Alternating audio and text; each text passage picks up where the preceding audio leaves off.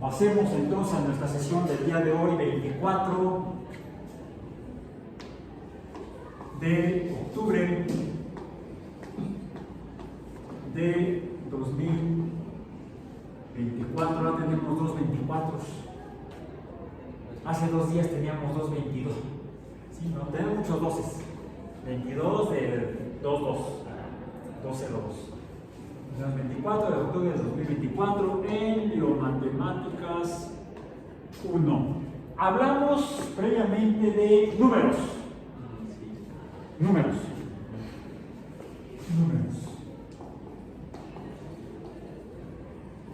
Que son representaciones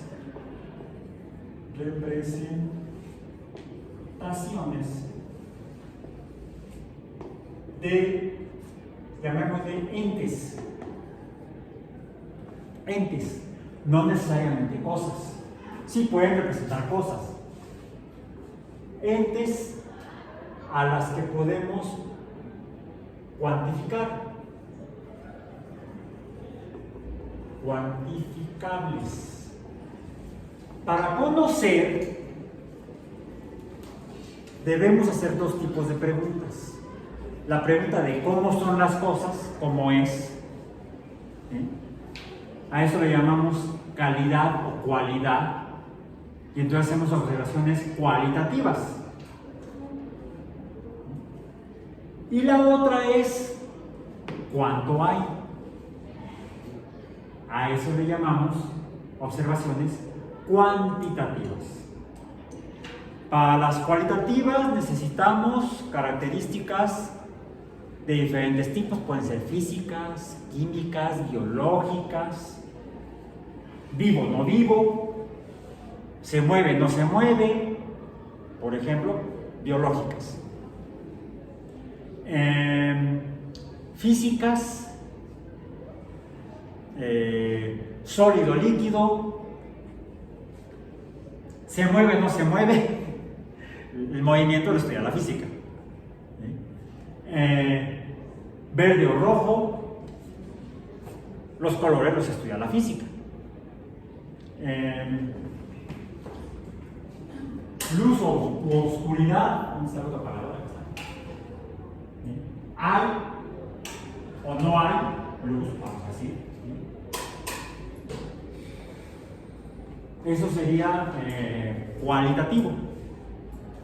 Químicas, ácido básico. Viscosidad. La viscosidad es física. La viscosidad es una propiedad física que depende de propiedades químicas, que depende de propiedades físicas. Por ejemplo, depende de la cohesión de la materia. Y la cohesión de la materia muchas veces depende de las fuerzas eléctricas, electrostáticas, de los componentes, partículas componentes de la materia. Si la fuerza electrostática de atracción entre los componentes de la materia es muy grande, pues difícilmente se van a separar. Y entonces difícilmente van a fluir, se van a desplazar, se van a mover. Y eso haría un material o muy viscoso o poco viscoso. La viscosidad es la facilidad de un fluido para fluir. No confundir con la densidad. Densidad, aunque es una propiedad física, necesitamos números para poder determinar la densidad. Podríamos hacerlo de manera cualitativa, muy denso, poco denso. ¿Sí? Pero para saber con mayor exactitud y precisión la densidad, si realmente es muy denso o poco denso, necesitamos poder determinar cuantitativamente características de la materia. Números. Así como hizo, es más, aún en biología, que fue algo físico lo que revisó o observó Mendel, que de los chícharos o guisantes, o ¿qué es lo que revisó? Por ejemplo, el color del albumen, verde o amarillento. Bueno, y la epidermis lisa o arrugada. Y él arbitrariamente podría haberle asignado números. Por ejemplo, o es liso o es arrugado. Sería equivalente a hay luz o no hay luz. Y podríamos representar los símbolos. Podríamos usar números como 0 y 1. Usar un sistema binario numérico para poder determinarlo. Bueno, no lo hizo Mendel así. Él usó letras. Y lo que usó fue lo que llamamos los números naturales. Porque los números naturales son los que sirven para contar. Y él lo que contó fueron las características de rugosos y lisos. No las características, las cantidades de chícharos rugosos y chícharos lisos en diferentes generaciones. Y obtenía un número aquí, vamos a decir el número A, el número B, y lo que pasó a hacer fue relacionar estos dos números como cantidades de A entre B, por ejemplo. Y este es otro tipo de número que ya no es un número natural. ¿Cómo se llama ese tipo de número? Racional.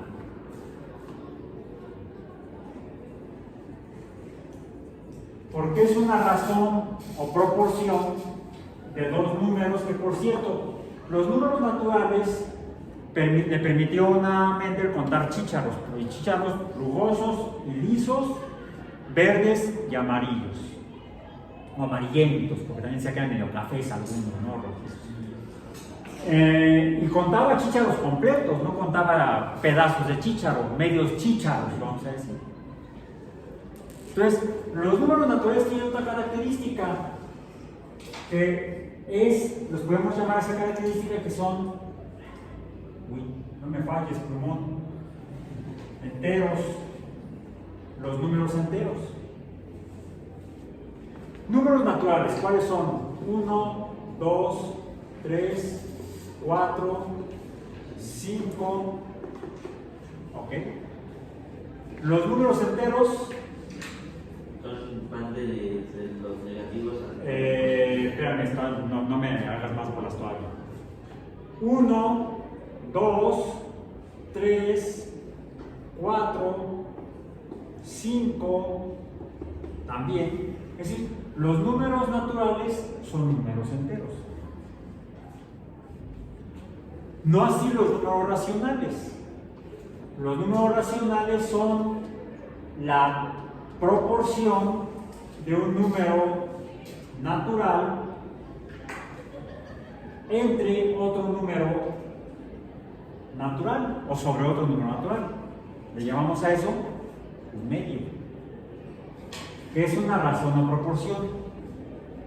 En inglés dije número racional o proporcional, vamos a poner aquí proporción. En inglés se le llama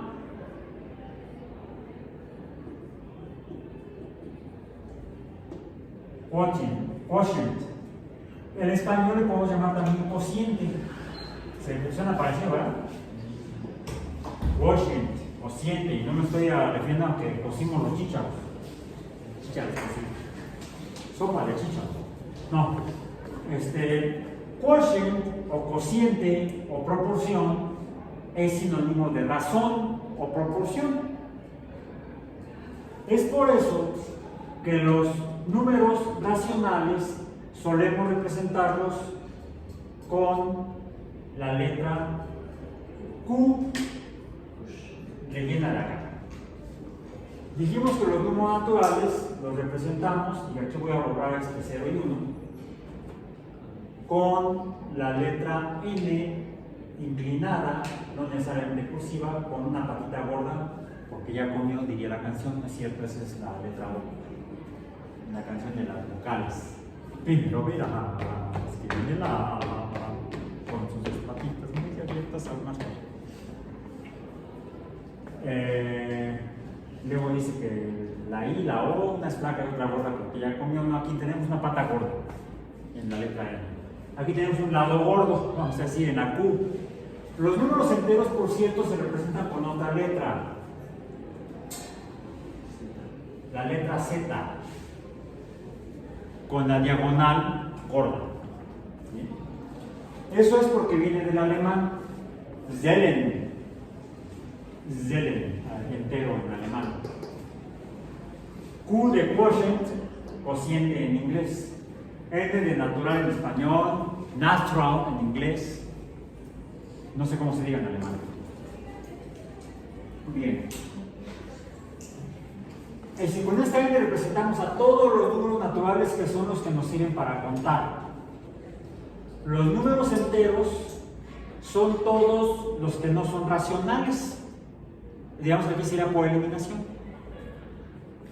Y los números racionales son todos los que están formados por una razón o proporción de números enteros. Es decir, hay diferentes tipos de números. Y por cierto, tenemos otros números, como puse aquí el 0. Voy a poner aquí el 0. También el 1, el 2, el 3. Y mencionabas tú, ¿cuáles? Los números negativos. Ellos que no son confiables, ¿no? Muy negativos, ¿no? En cambio, ¿estos cómo le llamamos? Positivos. Son muy optimistas. En cambio, los negativos son pesimistas. No. Los números enteros, los números naturales, estos fueron desarrollados desde el huesito de Ishango, tal vez, hasta Mesopotamia, en las tablillas de arcilla están las tablas contables, ya las mencionamos, donde además de textos hay números, donde contaban la producción agrícola, por ejemplo, cuántas semillas o cuántas cantidades de masa de semilla producían, completas. Estarían manejando números enteros, números naturales, contaban lo que producían y luego lo repartían. Lo que me extraña es que, no, quizás sí, quizá ya concibieron el hecho de que, ¿qué crees? Repartimos todo el grano que produjimos y nos faltó. Y entonces, ¿qué hiciste? Pues fui a pedirle aquí a la ciudad de Junto a que nos regalaran. No nos quisieron regalar, me la prestaron, me dijeron que luego se la devolvamos en la siguiente cosecha, le devolvamos lo que nos dieron para repartir en la población. Les debemos grano y eso está en las tablas contables. O sea, es lo que no tienes, sino lo que te falta, lo que debes. Y eso estaría no en lo que produjiste, sino del otro lado de lo que no produjiste, lo que produjo el otro lado le debes. En contabilidad no traigo plumón, pero tendría que escribirlo yo con plumón rojo. Le llaman números rojos. Por cierto, si fuera contabilidad debería escribirlo no con este plumón verde, sino con un plumón negro. Le llaman números negros. En contabilidad hay dos tipos de números, los negros y los rojos.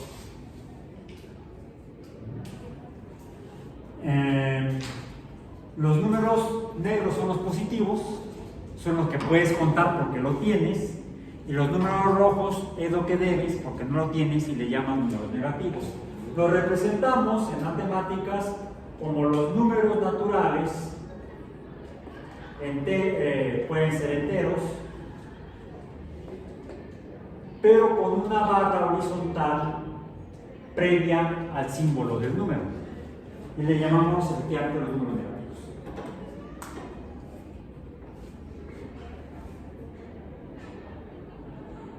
Entonces son los negativos de los números naturales. Ahora, los números naturales sirven para contar cosas que sí hay. Estos números no son naturales, aunque sabes que naturalmente los debes, pero no se consideran números naturales. Junto con este número que no concibieron ni los asirios, ni los los babilonios, ni los egipcios, ni los romanos, sino solamente los indios y los mayas son los que conocemos como números reales. Números reales, que es, los representamos con una R, con la línea esta gorda, los números reales. Pero además no nos quedamos solamente con los números negativos, el 0, y los números positivos enteros, sino que también incluimos en los números reales, bueno, aquí tendría que ser mayor que el 3, mayor que el 5, pongamos mayor que el 5, podría ser el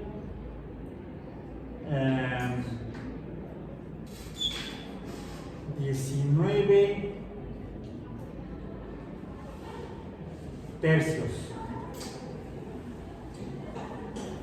¿Eso qué es? Es más, sí, 19 tercios, sí está bien ahí. ¿Ese cuál es? Un número irracional.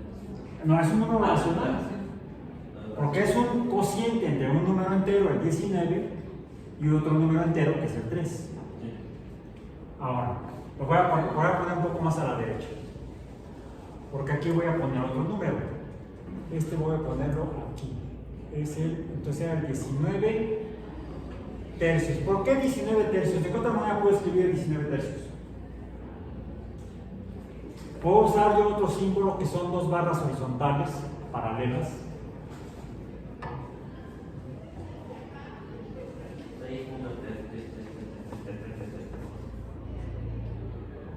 6, hay dos maneras, 6 y un tercio,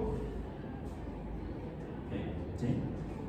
O, como dijiste, 6.333. ¿Cuál es el último? No hay último. ¿Será un 3, pero dónde está? No alcanzo a ver. Se dice que es al infinito, es lo que representan los puntos suspensivos. Y hay otro número que sería mayor que el 3, que tendría que estar aquí. El 3, bueno, no, lo estoy haciendo a la europea, coma decimal. Lo voy a hacer a la americana, que es la que usamos nosotros, punto decimal. Según el Sistema Internacional de Pesas y Medidas, para separar los números enteros de los fraccionarios, le decimos decimales, debemos usar la coma decimal.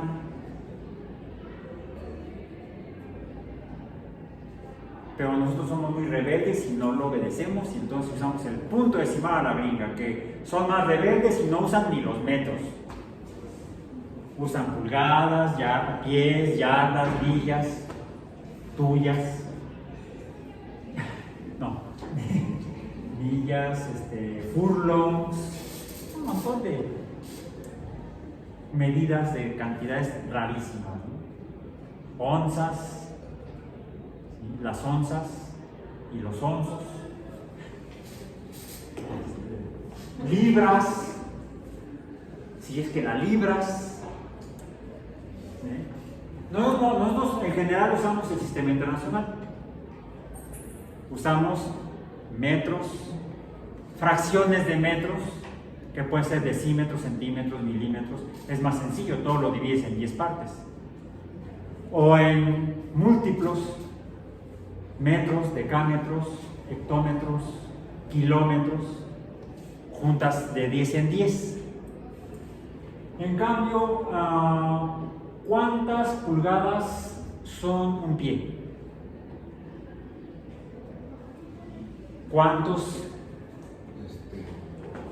¿Cuántas pulgadas son un pie? Aquí tengo una regla de un pie. ¿Cuántas pulgadas tiene? También está en centímetros. 11,5. No, llega a las 12. Nada más que a las rayitas. Es una regla de 30 centímetros o de 12 pulgadas. que no son iguales, hay una variación. 1 pulgada en centímetros son 2.54 centímetros aproximadamente. Entonces, 12 pulgadas son un pie. ¿Cuántos pies son una yarda? Es un desmadre. Por eso es odioso el sistema imperial, que ya no usan ni el Imperio Británico. Solo los estadounidenses. Hay 3 países en el mundo que siguen usando el sistema imperial, creo, si no me equivoco. Serían los Estados Unidos de América, porque los Estados Unidos mexicanos usamos el sistema internacional. Pues a los Estados Unidos, ¿cuáles? Ah, ¿verdad? Myanmar, que es una dictadura. En Estados Unidos quieren hacer la suya. Y creo que Liberia. No estoy seguro de este último, pero los otros usan el sistema imperial inglés. En el Reino Unido, por cierto, de la Gran Bretaña, que diseñaron el sistema imperial, usan el sistema internacional y ocasionalmente usan algunas medidas todavía del sistema imperial. Por ejemplo, en los pubs, en las cervecerías, sirven la cerveza en pintas. Una pinta es aproximadamente medio litro. A pint of beer. Hay un evento internacional que se llama A Pint of Science, que se organiza en cervecerías. Son conferencias de ciencia en cervecerías.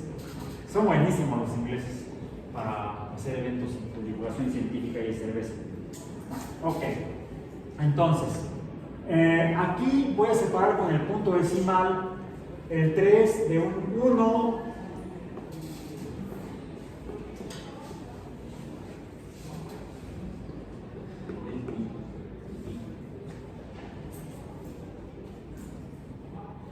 ¿Cuál es el último? Le pregunté a ChatGPT y se hizo pendejo. Se hizo tonto. Me dio una respuesta muy inteligente. Le dio 3 vueltas, le sacó y no me contestó lo que yo quería.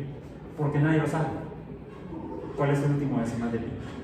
Bueno, pi no es un número natural, no es un número entero y tampoco es un número racional. 6.3333333, aunque no conozco el último decimal, es un número racional porque lo puedo representar como 19 tercios o 6 enteros y un tercio, pero pi no lo puedo representar de manera racional. Es entonces un número irracional. Está loquito. No es el único que hay. Podemos ir a buscarlos a la casa de la mesa. Bueno, ahora, estos números los acomodamos. Vemos que hay de diferentes tipos. Entonces podemos hacer algo equivalente o similar a lo que hizo otro. Bueno, no puede ser biólogo. No puede ser biólogo porque cuando él vivió y trabajó no existía la biología. De hecho era médico, la medicina sí existía.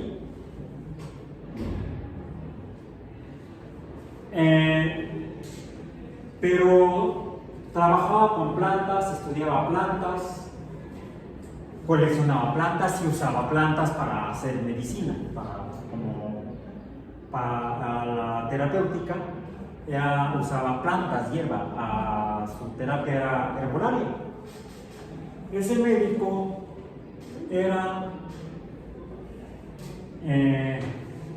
no, estoy confundiendo. Ah, no, sí. Carl, pensé que lo estaba confundiendo. Carl von Linnaeus. O Carlos Linneo en español. Quien vivió, les digo que traigo mi acordeón porque no tengo por qué acordarme de todo con mi memoria biológica o neurobiológica. Uso el invento de los asirios y de los mesopotámicos, la escritura. Es memoria extrasomática. Es que la próxima vez que un profesor les diga, guárdate acordeón, no, profesor, no es un acordeón. No, entonces, ¿qué es? Es mi memoria extrasomática. Mejor no, porque a lo mejor hasta los corren del salón. No digan eso, no digan que se los dije. Bueno, sí, total. Otra raya más arriba. Quien vivió en 1735 publicó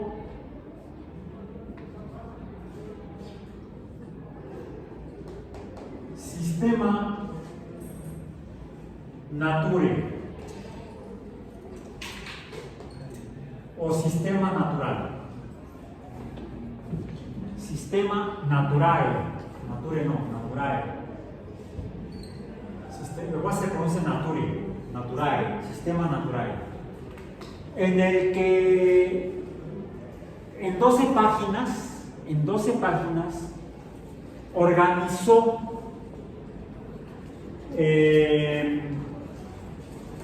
unas cuantas plantas que él estudiaba, porque veía que había plantas parecidas entre sí y distintas de otras.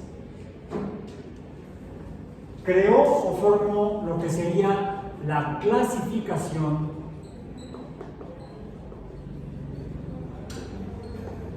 o taxonomía biológica. En particular empezó con la taxonomía botánica. Él, como médico que usaba herbolaria, era además botánico.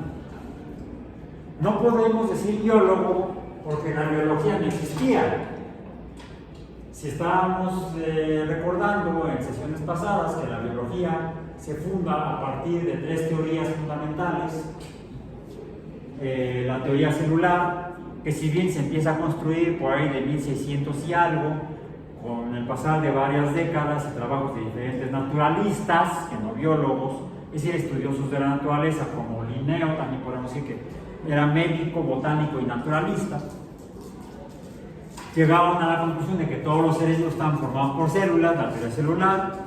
En 1859, siglo XVIII, el siguiente siglo, 150 años después de la publicación de Linneo, Darwin publica El origen de las especies, o en el origen de las especies, la teoría de la evolución por selección natural, y 6 años después, en 1865, Gregor Mendel publica la teoría genética de la herencia.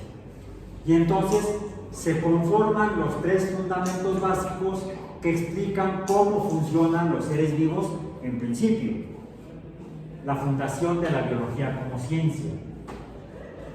Linneo no pudo haber sido biólogo, era naturalista, médico y botánico, pero le permitió plantear cómo organizar para entender y conocer mejor a los seres vivos. Hay algunos que se parecen, se distinguen de otros, que fue lo mismo que observaron Mendel y Darwin, y llegaron a otras conclusiones posteriores a las de Linneo. Es más, si esto no lo hubiera hecho Linneo, Darwin no podría haber trabajado y organizado y encontrado semejanzas y diferencias en el tiempo que le hubieran permitido plantear la teoría de la evolución por selección natural. Mendel no habría podido distinguir un pisum de otro. Ya los chícharos estaban organizados, clasificados y distinguidos de otras especies de vegetales, de plantas. Bueno, algo similar encontramos en la matemática numérica. Hay números que se parecen entre sí y que se distinguen de otros. Aunque los números naturales, son concebidos en Mesopotamia, estos en particular son concebidos en Mesopotamia, y ya tengo que cambiar el número así, lo tendría que ser para la próxima clase porque ya vamos a acabar la clase. Mesopotamia hace aproximadamente 5000 años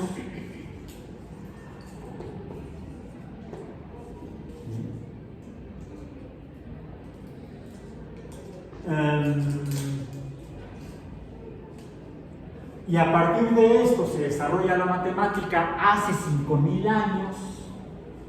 Las relaciones entre números, como por ejemplo para pasar de los números naturales y enteros a los números racionales, que es una operación, aquí la estamos haciendo, de números enteros, que nos va a dar lugar a números enteros y números racionales, otro tipo de números que son los fraccionarios o decimales, pues podemos darnos cuenta que preguntamos finalmente ¿qué caramba son los números y por qué hay números distintos?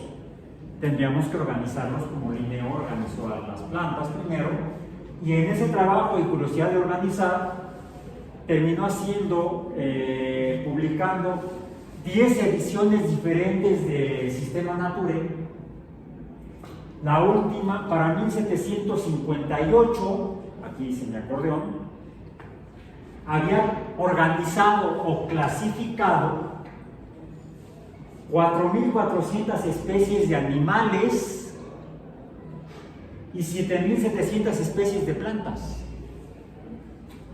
Todavía antes del siglo XIX. En el siglo XVIII, en 1758, casi exactamente 100 años antes de la publicación de El origen de las especies por Darwin. De hecho, en 1858 es cuando envía la carta Darwin a la Sociedad Linneana, nombrada así en honor a Carlos Linneo, la Sociedad Linneana de Londres, ante la cual Alfred Russel Wallace lee la carta que había escrito Darwin, explicando en breve, en una forma breve, sus postulados principales de la teoría de la evolución por selección natural. Al año siguiente, finalmente salió a la venta, ya todo el mundo lo esperaba. Un año antes hizo la publicidad, muy genial Darwin para vender libros, y el que no enseña no vende. Sale a la venta en 1859 ya el volumen completo de Sobre el origen de las especies, que como les mencioné, en menos de un mes se agotó. Y de ahí se puso a trabajar al menos en 6 ediciones posteriores. Bueno, ok. Estos son los biólogos. Los biólogos, dicen los matemáticos. Ah, sí. Pues mira, muchacho. Los biólogos han organizado su materia de estudio desde el siglo XVIII. En cambio, aunque los asirios inventaron los números y la aritmética, que es la operación con números, hace 5000 años, los matemáticos tardaron un poquito en organizar y clasificar los números. Y es en la segunda mitad del siglo XIX cuando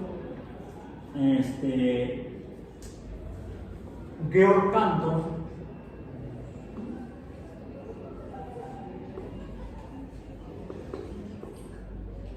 quien vivió entre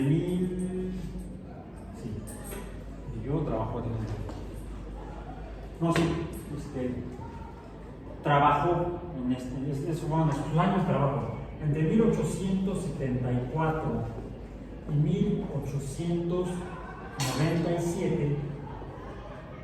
Trabajó en la organización de los números.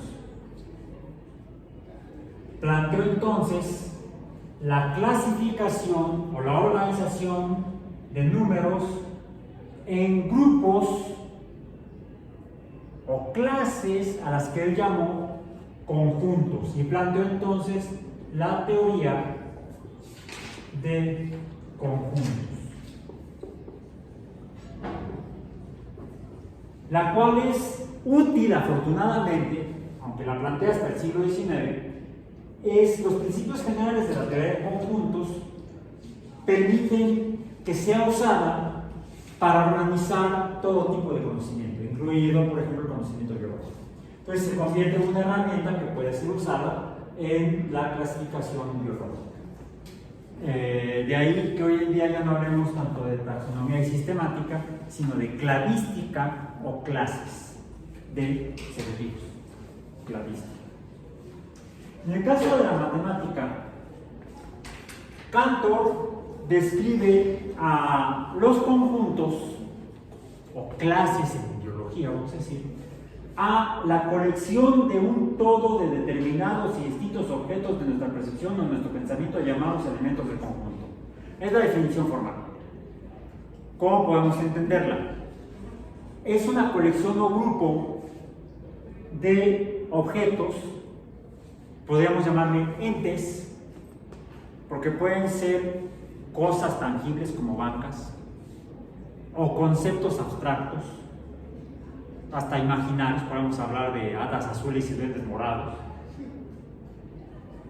extraterrestres y no sé, cualquier otra cosa, bueno, platillos voladores, espíritus, a los que nos interesa organizar.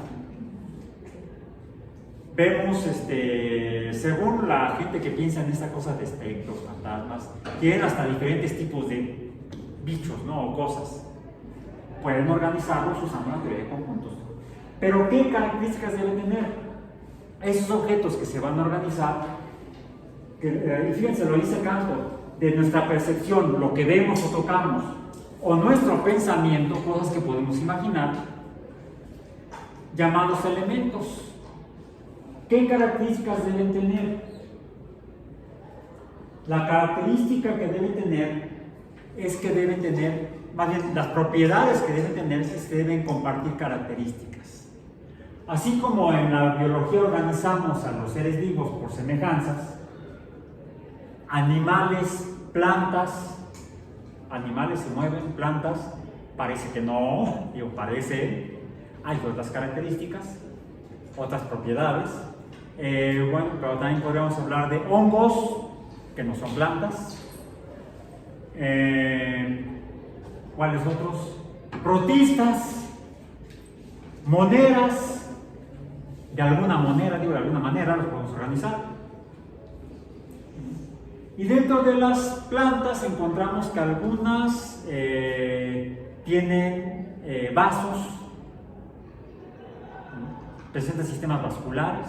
Entonces podemos separar las vasculares de las no vasculares.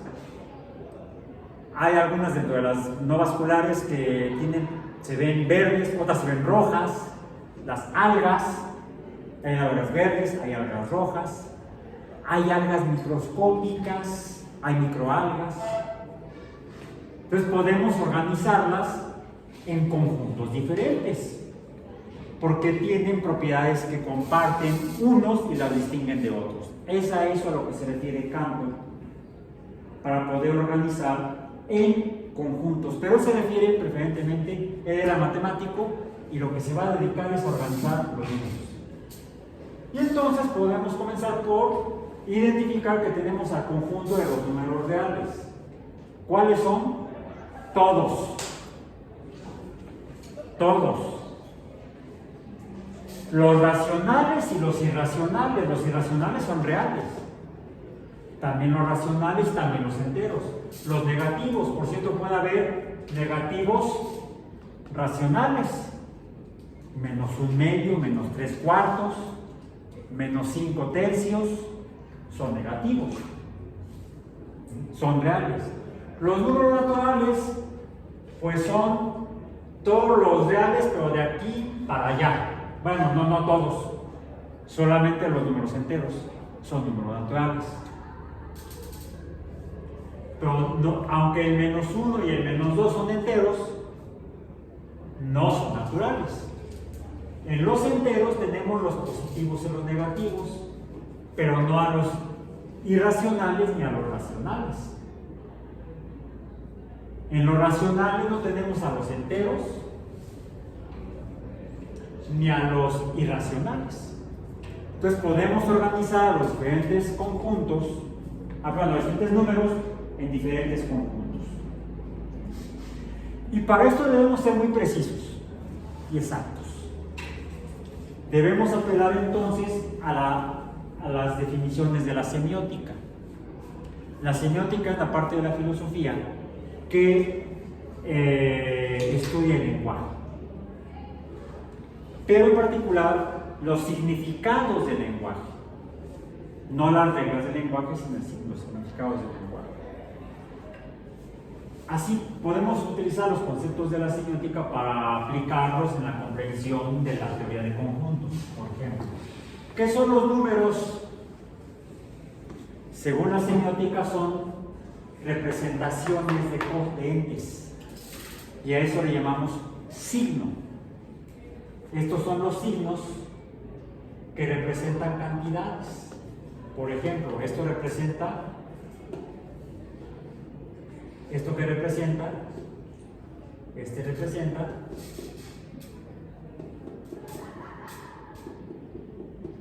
ojo, aquí no estoy poniendo los números mayas. Estoy representando entes, manchas en el pizarrón. Puedo hacer también así. Oye, ya está acabando la tinta, no te acabes.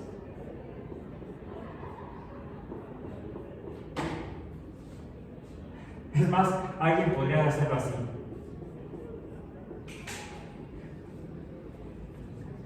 Bueno, bueno, más bien, este y este podrían representar a estas que son en realidad entes o cosas reales que existen, que son manchas en el pizarrón. Estos son 5 puntos, estos son 5 rayas. Estos son 5 rayas. Alguien ya puede decir, sí, 5 verticales y una diagonal. No, esto representa un número. Es un signo para representar esta cantidad de puntos o de rayas. Yo puedo usar este signo, incluso la palabra, ay, no te acabes. Se me hace que como lo tengo destapado ya tiene poca tinta, ya se secó. Alguien tendrá por ahí un plomo que le sobra. ¿No? Yo tampoco. Vamos a ver si. Ya. Con tantito que lo cerré, se mantuvo 5. Por cierto, esto también es un signo, porque representa a estas manchas. Incluso el vocablo 5 representa a estas manchas. Es un signo acústico. Los signos no necesariamente tienen que ser gráficos, pueden ser acústicos, como 5 en español, o 5 en inglés, o 5 en francés, creo que sí.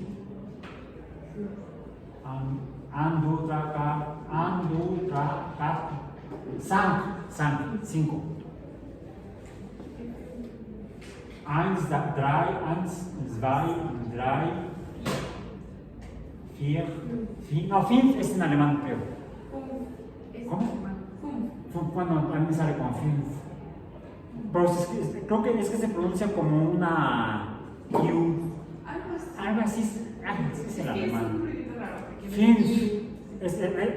Me han dicho que es con la boca en forma de U, pero sacando el sonido I. 5. Finalmente no suena ni como U ni como I, es 5. Entonces, 5, ¿cómo dice? Dry, no cuenta, 1, 2, 3, 4, 5, 5 en francés, etc. Son símbolos fonéticos, son signos según la semiótica. Podemos usar signos fonéticos o signos gráficos. Es más, en inglés sería 5. Es más, puede ser así. ¿No dicen así? Give me 5, give me 5. O puede ser así. ¿Sí o no? Sí. ¿Sí? ¿Seguros? ¿Puedo decir que esto es 5? No. ¿Seguro que no? Depende, si lo haces en No. ¿cómo se dice? No, en lengua de señas mexicanas, no sé. Era. A ver, espérame. Síguele. Porque este es, si no me recuerdo, 1, 2, no me acuerdo bien cómo era el binario, pero era 1, 2. No, Estoy haciendo trampa.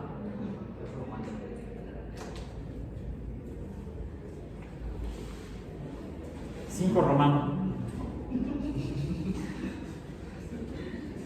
Sí. Así sería en español moderno, en inglés, pero en latín sería así. Llega un legionario romano a la cantina y dice: cantinero, 5 cervezas. Profe, ¿y sabe cuánto es 100.000 en egipcio? No. A ver, pasar. Si pinta este, sí. Puede pasar, pintarlo, depende del modo. Mira, en egipcio, 100.000 sería pez. Un pez. Bueno, es un número muy grande y se parece a otro símbolo, Infinito. al infinito. Infinito. Ajá. El que está interesante es el 1 millón. El nombrecito. Sí, tenía que ser 1 millón de monos. Ok, gracias por la aportación. Bueno, ya para terminar.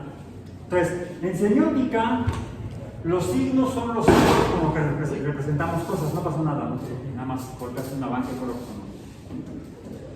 que representan a los objetos. El objeto real es la mancha, las bancas, las cervezas. El signo es el que usa la gente, pero deben estar de acuerdo. Si fueran romanos, sabríamos que están pidiendo 5 cervezas. Si fuera aquí, serían nada más 2 y te aguantas. Entonces, debemos tener claro la interpretación del signo o símbolo. Y eso es el interpretante. El interpretante en lenguaje común y corriente sería el significado. El interpretante en semiótica es el significado. Vamos a decir, en lenguaje semiótico, el significado de algo, de algún símbolo o signo, como este de acá, se llama interpretante. Este es el interpretante del 100, dijiste 100.000, de los egipcios. Este es el interpretante de infinito en los matemáticos. Este es el interpretante del 5 en los romanos. Este es el interpretante del 5 en los presos en las prisiones, cuando cuentan los 10 que llevan ahí guardados. Este es el interpretante del 5 en inglés, escrito, y el 5 en inglés en palabra y en palabra en español. Por cierto, recordemos que estos símbolos o signos provienen de los que hicieron originalmente los que concibieron el cero en la India, no de los mayas. Desafortunadamente la matemática maya, como la mayor parte de la cultura maya, se perdió. La mayor parte antes de la llegada de los europeos. Ya la cultura maya estaba en decadencia, desafortunadamente. Parece que por problemas ambientales, ecológicos, ¿sí? Causaron su propio cambio climático. Otro día hablamos de ello. Quedaban algunas comunidades mayas, todavía algunos caciques, pero pocos conservaban conocimiento de la cultura antigua maya. Algunos pocos podían leer los textos mayas. Y bueno, podía haberse rescatado de ahí hasta que llegó el padre, se me olvida, no debemos olvidarlo, ay, se me fue, Diego de Landa, un fraile español, Diego de Landa, que como eran textos del demonio, los quemó.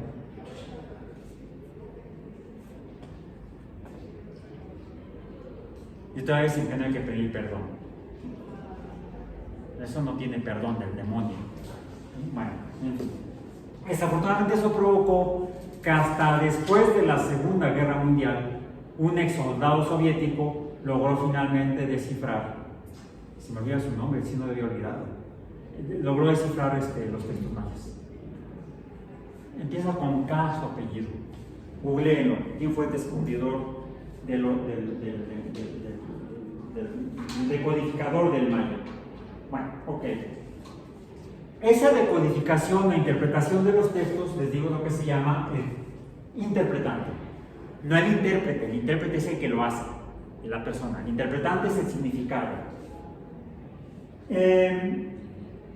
Que en el ámbito del lenguaje matemático o científico se maneja diferente al lenguaje coloquial. Las lenguas humanas son lenguas vivas, mientras la comunidad humana que los usa, la usa.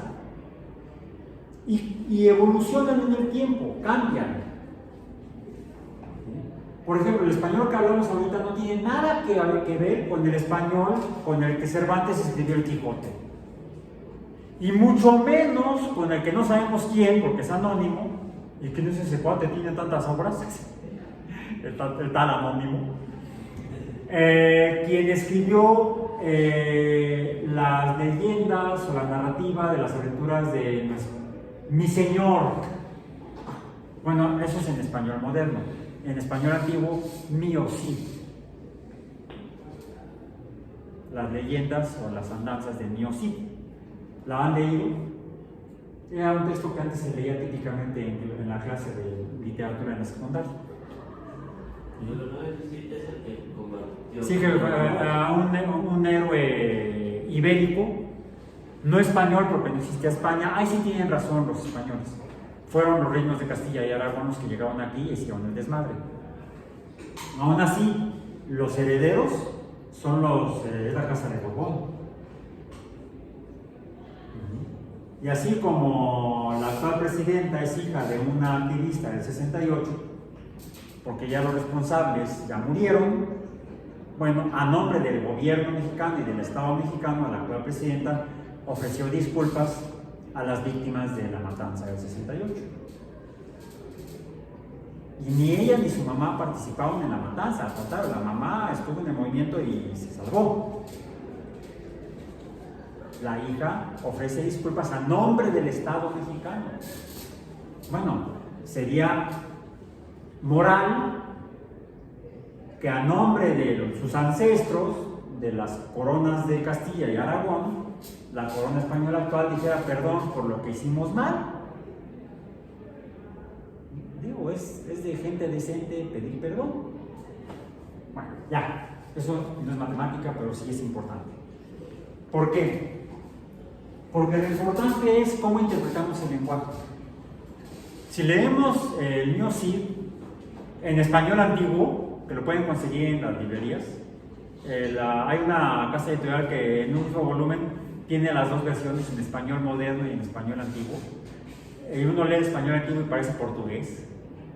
Se parece más al portugués actual que al español, el español antiguo. Entonces, ¿y por qué? Porque las lenguas evolucionan. El español ha ido evolucionando.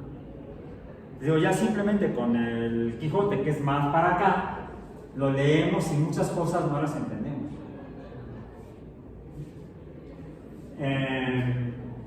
Les preguntaba a sus compañeros del curso de física biológica que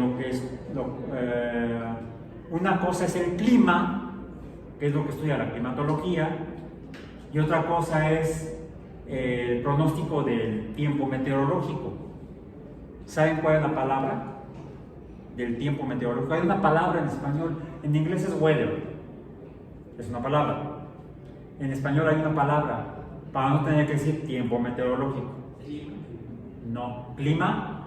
Clima es el promedio de las condiciones físicas atmosféricas en un espacio y tiempo grande. Son patrones climáticos. El clima, hablamos del clima tropical, o sea, en una gran región, y el clima de invierno. El clima de invierno tropical no es de nevadas. Aquí se hace medio ridículo poner monitos de nieve en Navidad. ¿Por qué? Porque estamos importando cultura del más al norte, de zonas templadas, de climas templados, donde en invierno cae fácilmente nieve.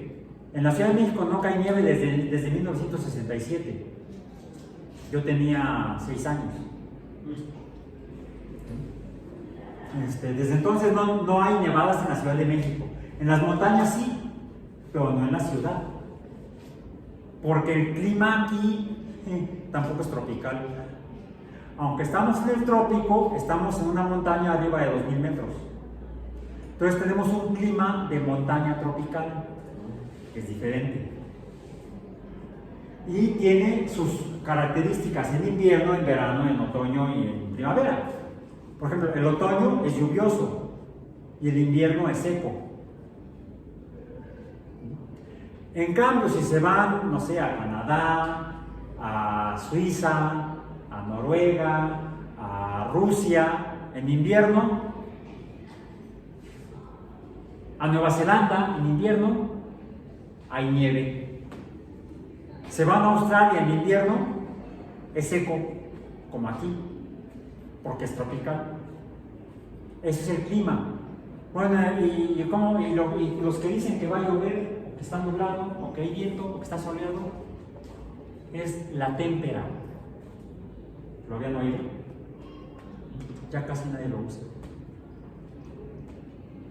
Porque el español es una lengua viva, ya hay palabras que se van dejando de usar y van entrando nuevas palabras, ya sea o porque las importamos de otro idioma.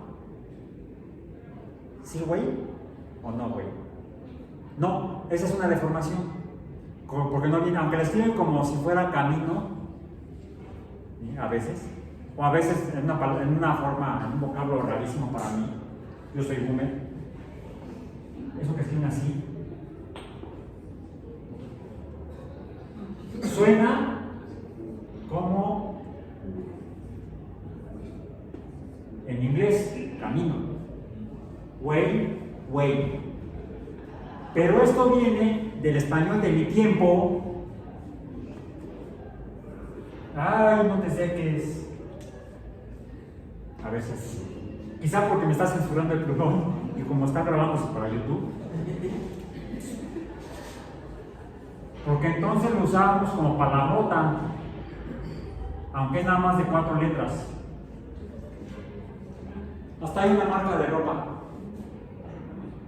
Ay, güey, no sé. Y la escriben así, ay, güey. Así lo decíamos hace 40 años. En 40 años evolucionó, esta ya casi nadie la usa y ha sido sustituida por esta. Y es español mexicano, no es inglés. Se parece al inglés, pero es español mexicano. No sé si está en el RAE, en el diccionario de la Real Academia, ni me importa un pito. Otra forma de decirlo es me importa un comino, o me importa un cacahuate, son sinónimos en español mexicano. Por cierto, pito estaba censurado. Se ha escuchado un maestro que vino a dar una conferencia sobre termodinámica y dijo equilibrio en pito. Y después cuando hicieron el libro de las conferencias, no venía esa palabra. Le pusieron equilibrio, nada de eso. Un profesor argentino buenísimo. Bien, bueno.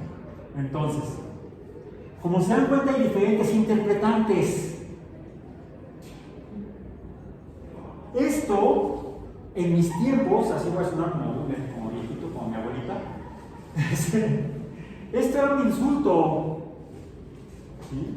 Iba uno manejando, se te atravesaba el motociclista y le decías, fíjate, güey. Y ahora a tu cuate del alma, a tu hermano, le dices, ¿qué tal, güey? O sea, dos significados completamente opuestos.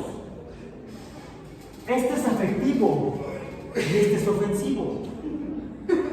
Y vienen de la misma expresión fonética, del mismo sonido. Pero vienen interpretantes, diría la semiótica, distintos. Bueno, esto se vale en lenguaje coloquial, no se vale en matemáticas. A esta característica de un interpretante libre al gusto de la comunidad o del consumidor y de las generaciones, se le llama lenguaje estético. El lenguaje coloquial es estético. El lenguaje en las artes es estético. Sobre todo en las artes gráficas, como la pintura pintura, la escultura, sobre todo en las artes más modernas, la pintura moderna, la pintura contemporánea. ¿Qué es eso? Ah, es la última obra del maestro. Yo pensé que se les había caído la pintura, el bote, o no sé si se intentaron hace algunos años en un museo de Nueva York, un artista pegó con duct tape, esa cinta plateada, pegó un plátano en la pared. Llegó otro artista y se lo comió. Lo estaba demandando, no. Estoy haciendo una transformación de tu obra. ¿Es que la destruiste? No, estoy haciendo una reinterpretación de tu obra. Y no lo puedo demandar. Porque el lenguaje en el arte es estético. En ciencia y en matemáticas no lo es. El interpretante se asume por consenso. Y la comunidad lo debe respetar, a menos que haya una nueva convención, se ponen de acuerdo, se convencen y llegan por consenso a una nueva concepción, a un nuevo consenso. Por ejemplo, cuando en 2006 creo que fue, los astrónomos, los astrofísicos internacionales, en la Unión Astrofísica o Astronómica Internacional, se pusieron de acuerdo y reclasificaron a Plutón como planeta enano. Y entonces los niños en Estados Unidos se enojaron y mandaron cartas diciendo que no, que Plutón tenía que ser planeta.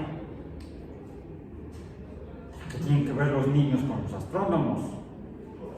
Es que Plutón en inglés, y fue así como lo bautizó, porque el descubridor fue un astrónomo norteamericano de los Estados Unidos de América, le puso Pluto.